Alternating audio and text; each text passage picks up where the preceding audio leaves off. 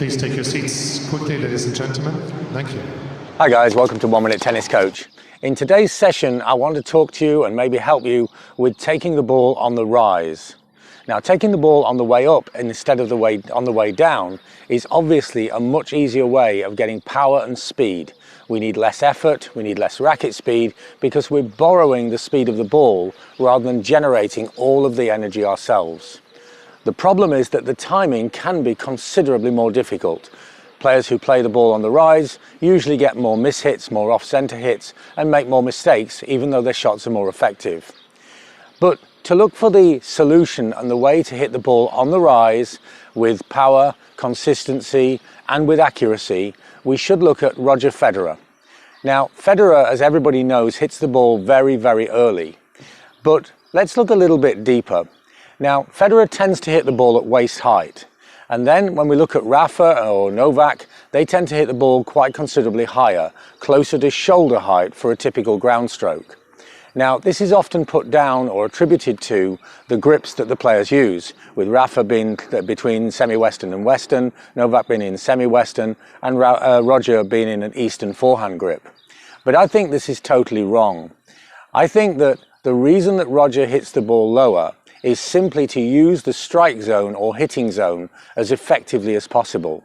Now, the hitting zone is between waist and shoulder height. There's a very simple reason for this.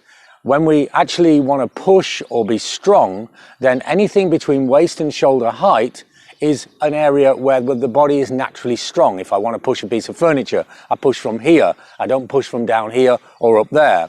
So this is the area where we're naturally strong. Now, if the ball is on the rise, then I want to try and make the contact with the ball as low in the strike zone as possible. And then if I have a misjudgment or a bad bounce or wind or whatever other factor, right, that it affects the contact zone, I have a fraction of a second where I'm still in the strong area as the ball rises through the hitting zone before I have a weak position outside the strike zone. The same as if I'm hitting a ball on the way down, a la Novak and Rafa more often than Roger, then they're hitting the ball on the way down. They want to hit towards the top of the strike zone, because then if there is any mistakes, errors of judgment or whatever, then now they're still in the strong area for a little while before the ball drops out of the strike zone and becomes difficult. So when you're trying to play the ball on the rise, work tremendously hard at making contact at waist height. Don't let that ball climb up on you. You go and find the ball. A great way of looking at this is to ask yourself, who is playing who? Here we've got a little demonstration with Matteo, and here's a question. Who's playing who? Is he playing the ball, or is the ball playing Matteo? Are you playing the ball, or is the ball playing you?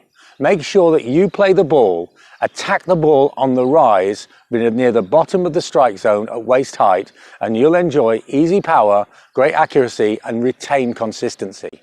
Use this in your game. Let us know how it works for you. Hope you enjoyed today's session. And don't forget to like, share, and subscribe to the channel. It makes a big difference to us. If you need more help with your game, remember we do one-to-one individual lessons. It's a unique service, and you can do a trial for just $1. See you next time for more unique tennis lessons that actually work.